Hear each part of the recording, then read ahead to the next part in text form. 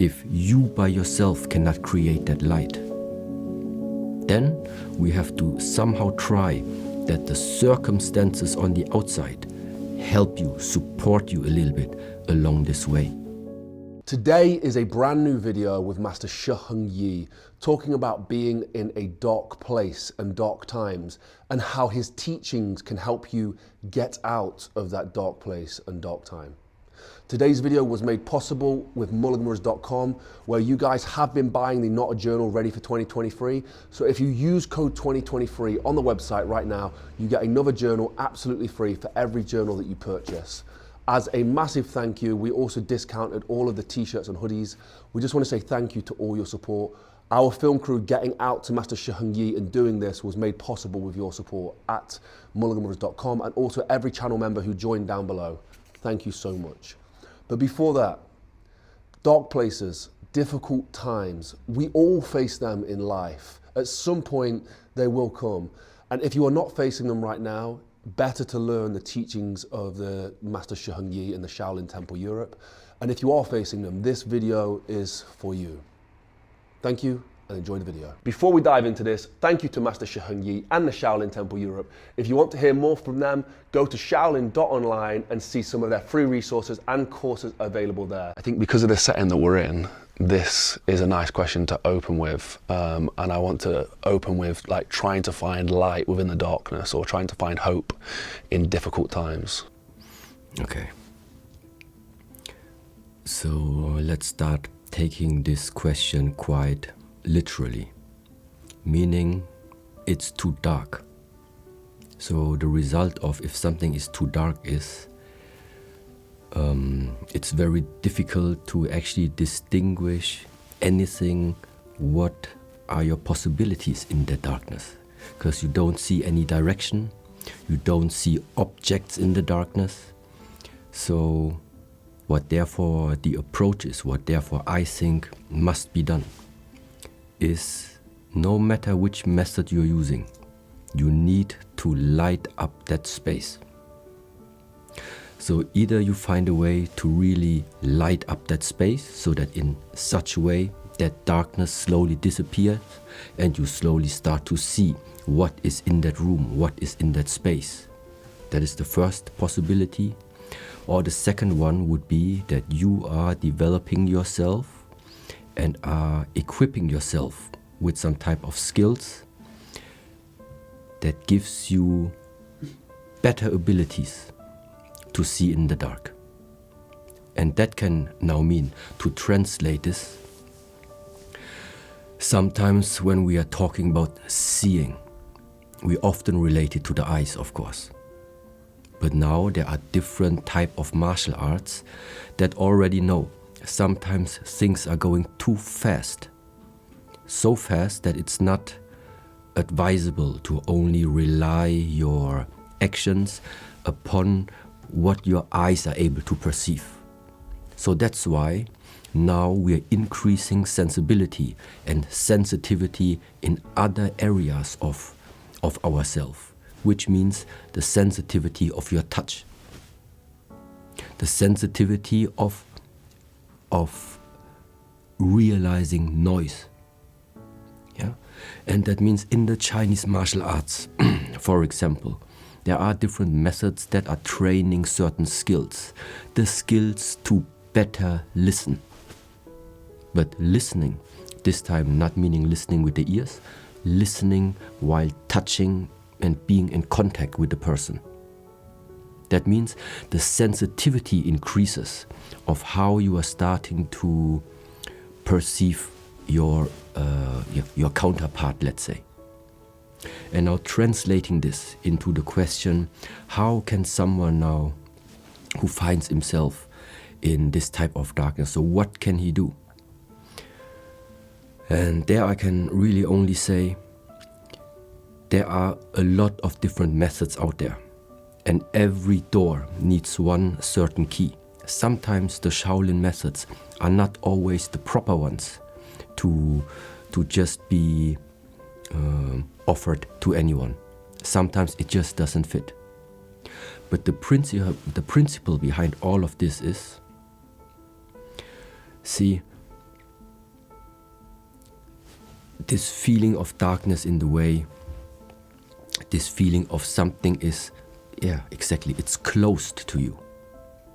So if I right now just replace that word darkness with the term that something is closed, the possibilities are closed because there's nothing to see. You don't know what to do. So what are we doing in the different methods now in the Shaolin Temple? Number one step is open the body or open the human. Open the human not only in terms of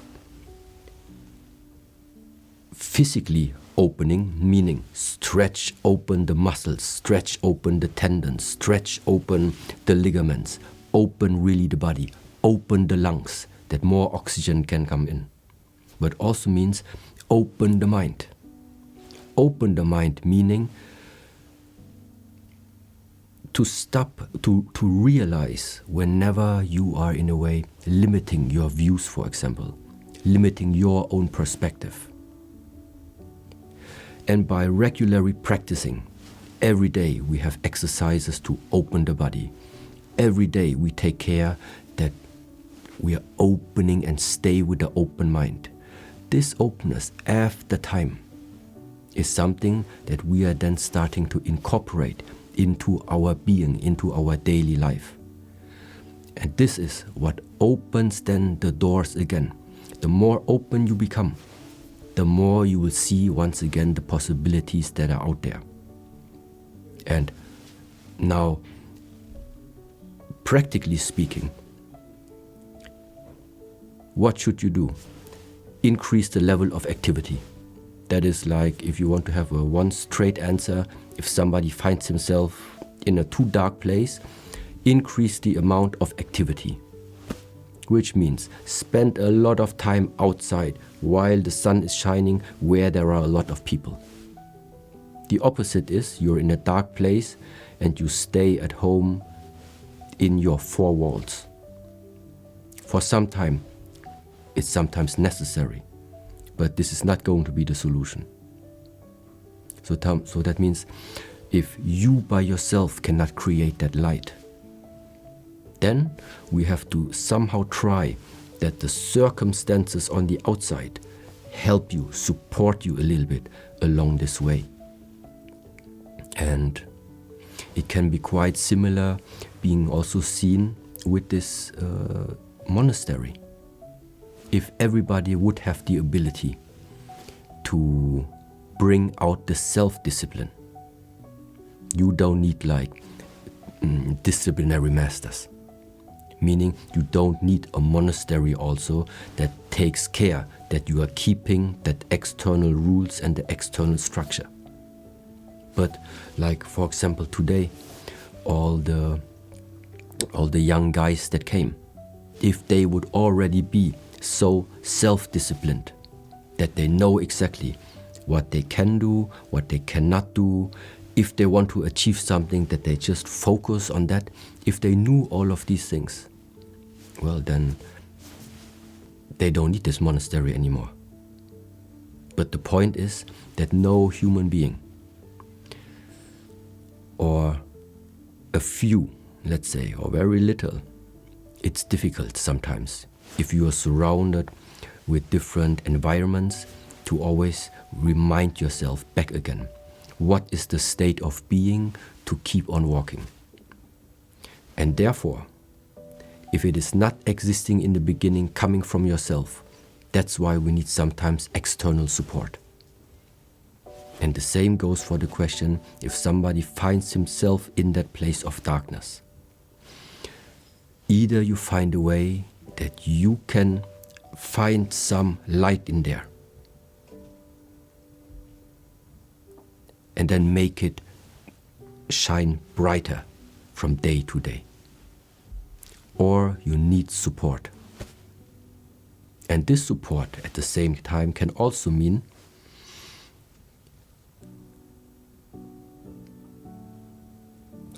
I think it makes sense to say that if you are looking for external support, you need to find the persons that already solved this problem, that already went through that darkness, that already had been in that darkness. Because if somebody has never been there, what are the answers, what are the solutions this person giving you? From which fundament are they coming? On behalf of which basis?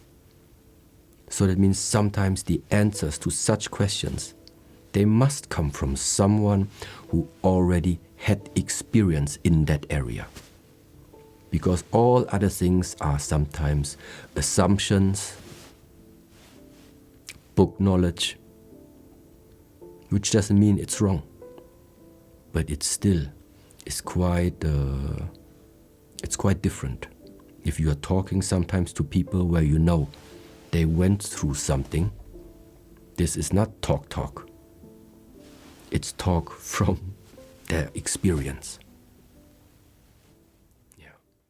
Visiting the Shaolin Temple gave me such an amazing insight into many different things. Listening to Master Shi Heng Yi's teachings in the Shaolin way literally have changed my life, and in fact have helped me in remarkable ways.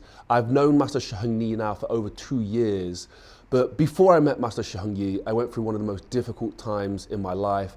I lost my son. It was about 6 or 7 years ago, and that is when we started the Inspire Change movement. And this is the last thing I wanted to leave you with on this video. In those darkest moments, in those darkest times, those most difficult times, those trying and testing times, when you persevere and get through the other side, for me, that is when the light shines the brightest. When you come out of that, you have something special. And yeah, I just wanted to leave you guys with that. Guys, thank you so much for the support on all the videos across Instagram and all that kind of stuff. MulliganBrothers.com literally makes this whole operation possible. I know some people had enough of me talking about the 2-for-1 on the journals. They're almost gone now, so you're going to hear less of me. But if you go to the website right now and use code 2023, every journal you buy, you get another one absolutely free, and you can return them, no questions asked, if they don't change your life for the better, like they did ours. But the reason I mention this is because I had a couple of comments that they were sick of me hearing about these journals or the t-shirts on sale and that kind of stuff.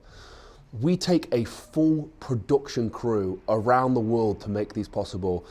For example, with Master Shi Heng Yi, we had to hire a van, we had to hotels for the week, hire staff for the week, we had production crew for a week, we had food for the week, all these budgets. We had the film cameras, the red cameras, and all the lenses, the audio equipment, and that's why it looks so good, and that's why the production's so good.